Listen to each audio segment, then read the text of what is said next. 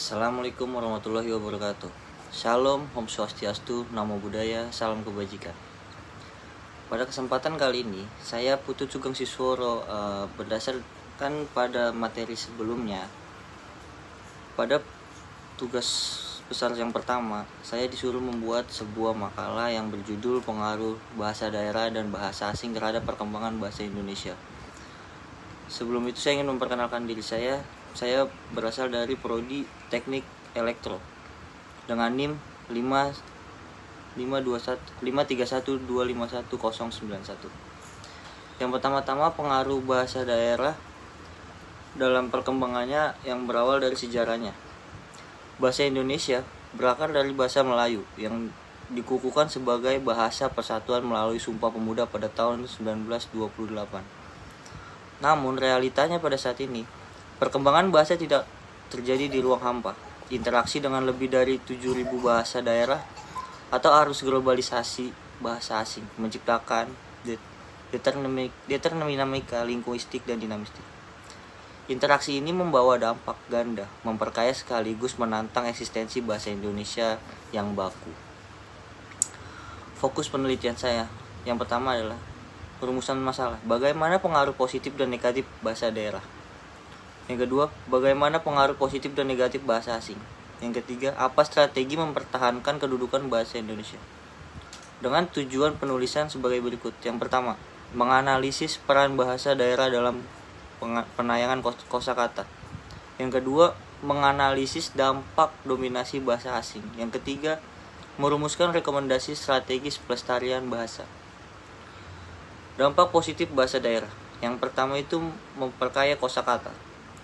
Sumber utama serapan istilah, contoh, gedung, sawah itu merupakan daerah Jawa. Nyeri, Sunda, identitas budaya. Menegaskan bahasa Indonesia sebagai bahasa yang menjunjung tinggi keanekaragaman suku dan bangsa. Yang ketiga, keakraban. Menciptakan suasana komunikasi yang lebih hangat dan akrab, terutama dalam konteks non-formal. Yang pertama ingin saya bahas adalah dampak negatif dari bahasa daerah. Yang pertama itu adalah intervensi makna dalam kurung hanonim atau perbedaan makna pada kata yang sama dapat memicu kesalahpahaman. Contoh, dalam bahasa Sunda disebut dengan gedang. Di dalam bahasa Jawa disebut dengan pisang. Seperti inilah yang kita sebut dengan kesalahpahaman dari keanekaragaman bahasa. Yang kedua, kekacauan tata bahasa. Pola kalimat daerah yang terbawa ke dalam bahasa Indonesia yang baku seringkali menghasilkan kalimat yang tidak efektif. Yang ketiga, penurunan kemampuan baku. Dominasi bahasa daerah yang lebih dapat menyulitkan penuturan untuk menggunakan bahasa Indonesia yang baik dan benar dalam forum resmi. Namun, di balik sisi negatifnya, dampak positif dari bahasa asing itu juga lumayan banyak. Yang pertama, kontak dengan bahasa asing terutama bahasa Inggris tidak terelakkan di era modernisasi. Modernisasi dalam bidang ilmu pengetahuan dan teknologi menyediakan istilah untuk konsep modern yang belum padananya, seperti internet, teknologi, dan efektif. Yang kedua, komunikasi global. Meningkatkan daya saing bangsa dalam pergaulan internasional. Yang ketiga, pengembangan linguistik. Mendorong pembaruan ejaan Fuebi dan standarisasi istilah baru agar relevan dengan zaman. Yang sering kita bicarakan adalah tantangan bahasa asing.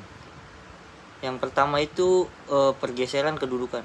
Bahasa asing sering dianggap lebih bergengsi atau prestis, mengancam posisi bahasa Indonesia di ranah publik. Yang kedua, fenomena campuran.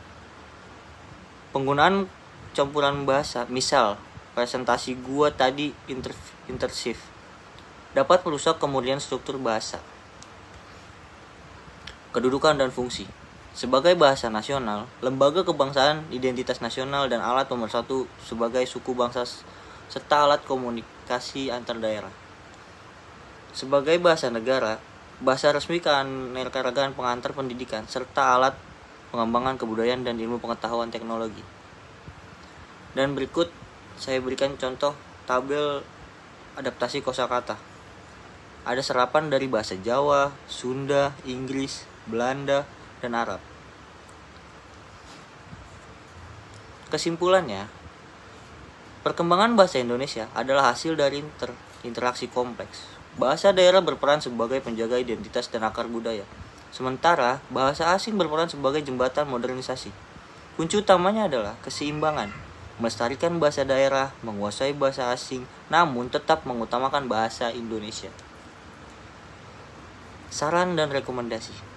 Penguatan pendidikan. Institusi pendidikan harus mengajarkan proporsi yang tepat antara bahasa Indonesia baku dan pelestarian bahasa daerah. Yang kedua, peran badan bahasa. Aktif dalam standarisasi istilah asing dan mencari padaan kata yang tepat dalam bahasa Indonesia. Yang ketiga, sikap positif masyarakat.